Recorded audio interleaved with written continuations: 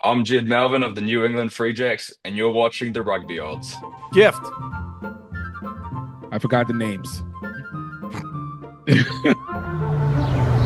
This is the Rugby Odds, where an unlikely pundit panel of a wordsmith, a WWE legend, a rugby star, and a supermodel scour the globe, seeking best bets and bad behavior. Are you not entertained?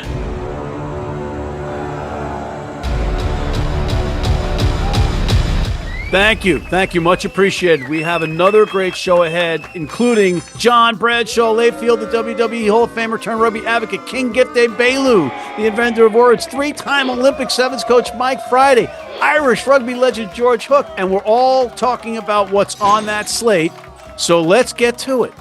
Guys, you'll see that Mike Friday's not here, and it's probably because his contribution to our 26, 22, and 4 record wasn't the greatest. He was representing the wooden spoon along with Wales. He'll be here by the time we finish taping this show because it's the 18th time you started the intro.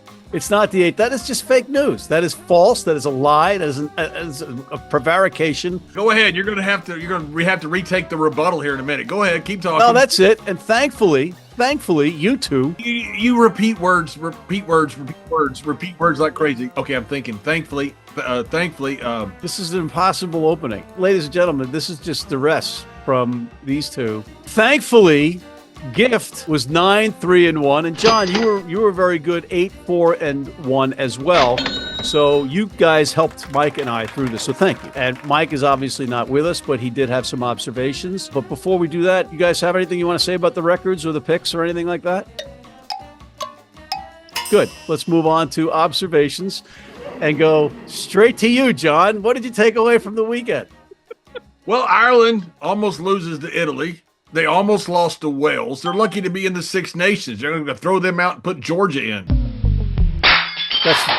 Ireland's lucky to be in the Six Nations? Yeah, they finished third, and they almost lost to Italy. They almost lost to Wales. Okay. All right. I think that's a bit of an extreme. England looked great. All you guys, I'm talking about you particularly, Matt, who were such a troll on Borthwick. The guys returned this whole team around. Gift, what about you? Well, shout out to Borthwick for finally being able to step it up. We said that he needed to get it done by that France game. And since then, he's been able to get it continuously. So I give him a credit, even the Wales game, even though I don't really consider them to be competition. But he still was able to show that England can be dominant and basically had a smacker's chance of getting a second. But the real one is in the MLR with New Orleans and DC, two teams that have constantly just always been right at the edge. Old Glory typically disappoints against bad teams and then tries to show out against good ones. They did the same thing. We're just literally a bounce ball away from getting a win. And New Orleans really just needs to step up their defense and learn how to close out these games. Chicago, definitely one of the best so far. Yeah, and Old Glory finds themselves in second place, even with that loss. To your point, King, Old Glory plays well against really good teams. They got New England this week, and they've always matched up with New England. When New England wins the championship, the one team New England has the most problem with is Old Glory. The Old Glory could win this week. For whatever reason, they match up extremely well with New England. And Old Glory's backline imports have been playing very well. Very well. If you say very well twice, does it emphasize the very well? Very well, John. I could do that very well. Very well. You'd like very me to? Well. Very well. Very well. Is it because you don't know what you're going to say next, so you say the same thing No, I'm over? just waiting for you to interrupt what I'm going to say, so I know that what I start to say isn't going to make the edit. Okay. I'm going to go to L.A., because L.A. for the third consecutive week tried to kill themselves with yellow cards. This time, they held on, and in a very exciting match against Seattle, but they were kind of reamed at the end at death. Pongo Hakmahaini went flying in as a missile into a ruck. All he did was get a reprimand from the officials. And as a result, Seattle got the ball and was able to score a try at death, which got them the bonus point for being within 7 points and a bonus point for having 4 tries. All right, here's what Mike had to say. Well, apart from getting it massively wrong about England, who had an absolutely phenomenal performance, but interesting ones about my favourite subject, referees, but the TMO. They came in for some big decisions. Obviously got the Blair Kinghorn one right, coming in, denying Scotland going in at the half up, which could have been an interesting second half. And that was a great spot by the TMO. And then you see the TMO getting it massively wrong in the Ireland game with James Lowe when he was clearly still in, yet they overruled it, and that would have been differential points important for Ireland at that moment. And then you get that 50-50 call in the England-Wales game where, the 9 was in front of the ball that came off the head, but he didn't interfere with Curry. And Wales score there, it's a very different game. It's a 7-all, 14-7 game, and all of a sudden the Welsh believe rather than have their bubble burst and get overpowered for the whole game. So just some things I think that the TMO needs to come in and be 100% sure on the clear and obvious, and the 50-50 interpretations, maybe you let the referee make the call on the pitch. Thank you, Michael. Now let's go to our Player of the Week. Nominees are Dan Sheehan of Ireland. The hooker had 3 trips to the try zone / in-goal area, a hat trick for 3/4 of his team's offense, plus big carries when needed. Great defense. Come on. Andrew Coe, the number 11 of LA. He is as steady as it gets for Los Angeles, eating up 157 meters. That's 172 yards on the ground. He also had a try, great in the air receiving kicks, set up another spectacular try, and a threat on counterattacks. Mac Jones, Chicago's number 7, relentless work rate, 2 tries, harassing defense, great at the breakdown, and plays best when the stakes are highest. John, who do you like? Give me McLean Jones. Chicago's a pretty good, solid team this year. Dylan Fawcett makes a huge difference on that team. They just don't lose lineouts with him out there. He's a remarkable, steady guy. Chicago's going to be tough to handle in the MLR. Gift. Hey, I show support to my forwards, and I got to give it out to McLean Jones because, number 1, shout out to the flankers. That's the real position there. Woo-woo. And 2, a lot of people underestimate how much an effective flanker is going to do to make the difference in your games. Everyone gives it to the fly halves. Everybody gives it to the scrum halves. But I'm always about the flankers, and I liked him being able to get this one against in Chicago, taking down Old Glory. So no votes for Dan Sheehan or Andrew Coe from you two. Mike, I know, would pick Dan Sheehan. So then that leaves me. Don't say you're doing a tiebreaker. I could create a tie. And then we have to go to a tiebreaker. But instead, I'm going to go with Andrew Coe, the number 11 of Los Angeles. So that makes Mac Jones this week's Player of the Week, which leads us to your favorite segment, Gift. Grown-ass man! The nominees are Tommaso Menoncello, the number 13 of Italy, the reigning player of the Six Nations Championship, was a brute in the back line for Italy, and if not for some confoundingly dumb penalties by his teammates, would have been the main reason they beat Ireland. Ewan Richards, the Bath captain for the Premiership Cup battle, broke his nose in the first 10 minutes, but brushed it off and had a massive match for Bath in their win. And Coe Nelligan, the number 2 of Old Glory, the West Point product, had 25 tackles as a hooker versus a very physical Chicago on the road. John, who's your grown-ass man of the week? We don't give awards to losers. Give me the man from Bath. Gift. Yeah, look, man, I agree. We only give grown-ass man stuff to people who win, and I'll give them credit. I like Italy. I like Italy a lot. They're doing great things. But Ewan, broken nose and going in hard nose, that's true forward Wolfpack action right there. That's some grown-ass man. And also, he won. That's right, he won. That's the most important part. Go ahead, Matt. You would give man of the match to Max Schmeling in his second fight with Joe Louis. Go ahead. Mike also picked Ewan Richards, so he's obviously the winner. But Coe Nelligan, 25 tackles, hooker, West Point. That's a grown-ass man. So going to West Point is great. 25 tackles is great. He lost, Matt. He did lose. Ewan Richards. We don't celebrate losers. Ewan Richards is this week's grown-ass man. All right, gentlemen, we're going to take a quick commercial break and let George Hook come in, and then after George is here, who's coming in? And after George is here, we're going to bring you guys back for all our picks. If we had said that, Kiki would have made a TikTok video of it. We'll be back after this. If you're in New York City and want to watch some great rugby, have some great food, and some great times, go to the world's best rugby pub, the Pig and Whistle on West 36th Street.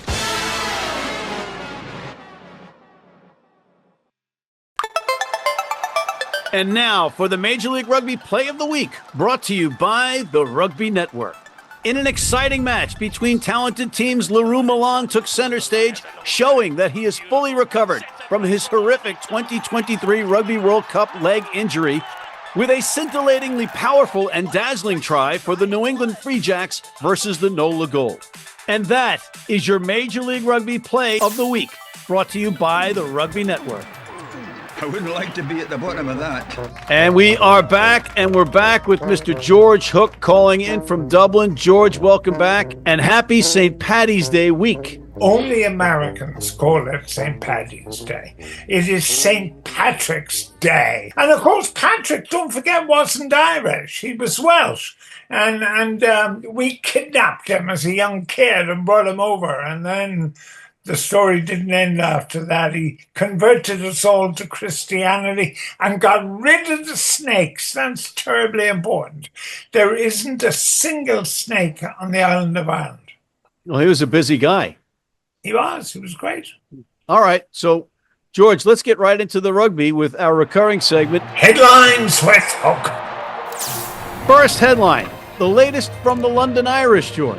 Well, I think your president might describe it as fake news. I've read the statement and it's awash with things I don't understand. Like, the most important thing is that they say they're going to be in Premiership rugby by September 2026.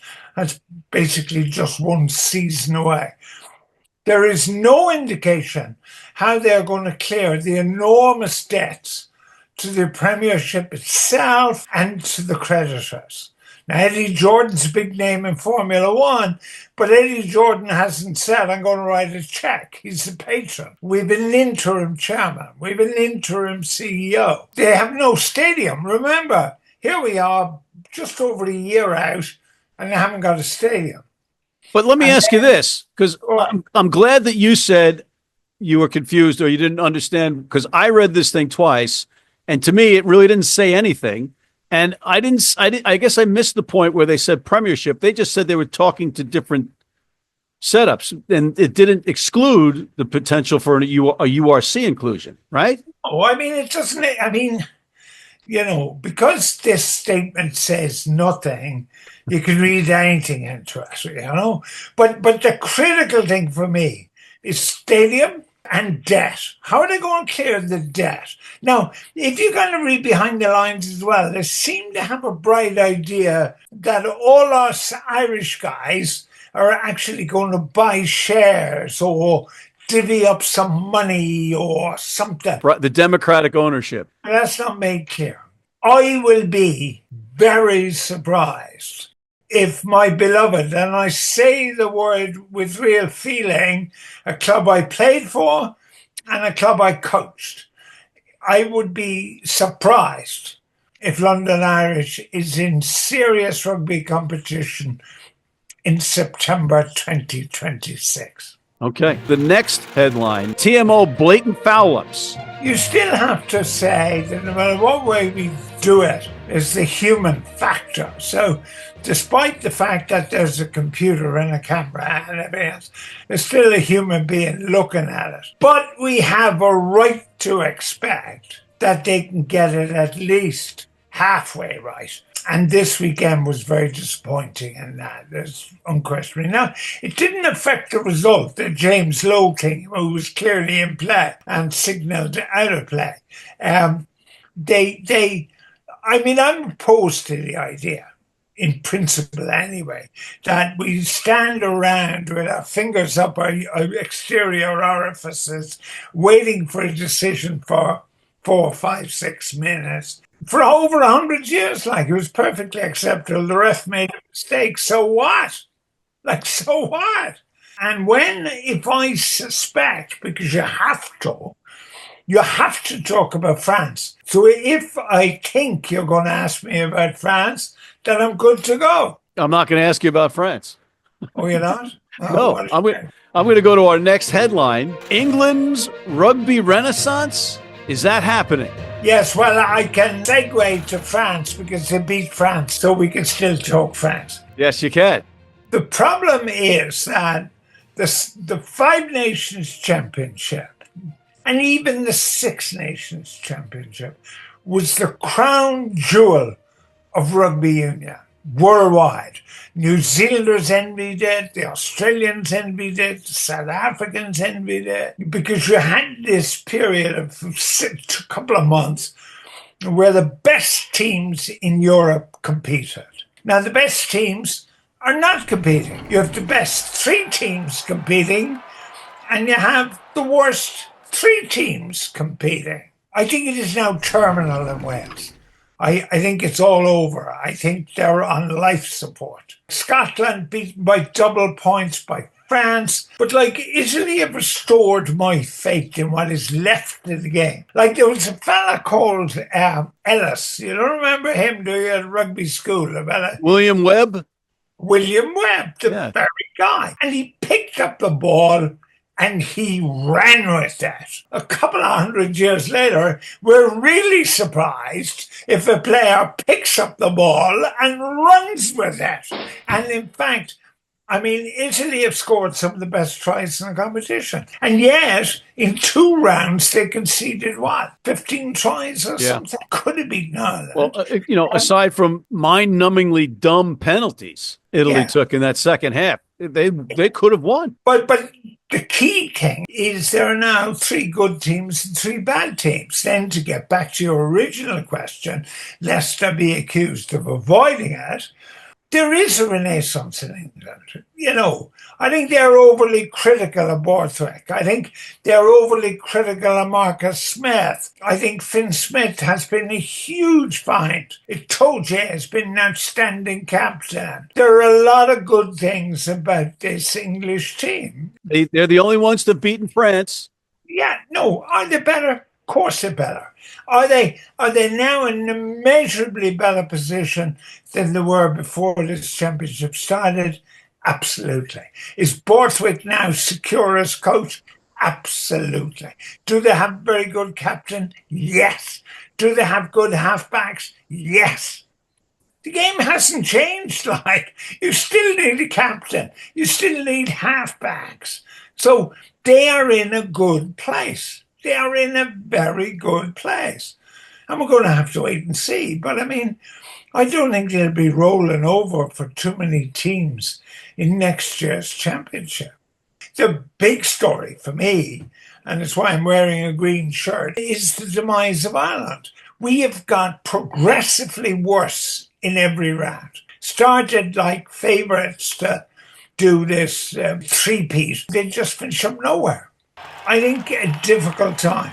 And there you have it. Headlines. Thank you, George. And happy St. Patrick's Day week to you and yours.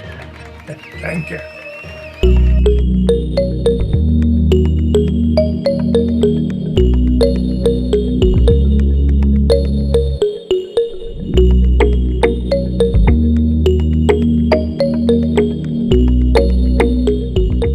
You need your cleats? You need them tomorrow? If you order today by 3 p.m. New York time or noon LA time, they can have them to you tomorrow. Young, old, male, female, if you're playing on turf, if you're playing on grass, if you're playing in the rain, you're playing in the heat, they've got you covered. RugbyNow.com. Go there now. And we're back, and we got to do some picks, guys. Let's start with the URC. John, who do you like in the URC? Zebre going down to South Africa to play the Sharks. 21.5 points, I think, is just too much. I don't think they win the game, but I'm not sure the Sharks have a desire to blow them out. And Zebre's much better. I think they cover the 21.5 points. Gift. The Blue Bulls are about to go protect their home from Leinster. I know Leinster, the powerful team out of Ireland, yada, yada, yada, blah, blah, blah, but nobody really does well in South Africa. The Bulls are about to take this one, even though they haven't looked great against other South African teams. That's iron sharpening iron, baby. That's iron sharpening iron. Iron sharpening iron. Very well. Boom. It's a Warrior reference. And here's Mike's pick. 1 week back after the Six Nations is always interesting for all of these club games, but I think Glasgow need a win, and they need to kind of get their shit pointing in the right direction. So I fancy Glasgow to come up with the goods against Munster at home. Okay, I'm going to go You have your pick written down. You I'm have gonna your go pick with in the your mind. Don't Lions. act like you're thinking about it on the spot. Don't be over dramatic about it. I'm going to go with. After what you know Mike what we're said- doing. He told us Oh. right before this segment what you were going to pick. So just pick it. All right.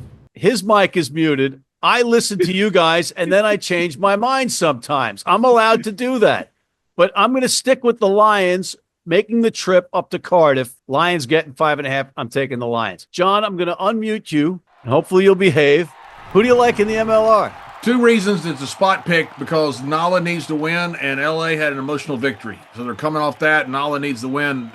Motivation is completely different. Give me Nala at home to roll over LA. Gift. Seattle needs this bad. They just got a stupid loss last week. Look for Seattle to put it all on the line at Starfire Stadium. They're going to get the win, and I do think they're going to cover the spread. Utah always plays well at Starfire, though, Gift. Seattle doesn't have a choice. They have to win. All right, here's Mike's pick.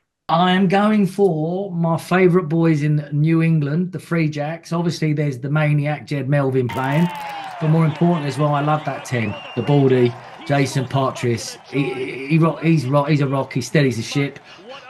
Be a tight old game against DC, but I think New England take that and they cover it.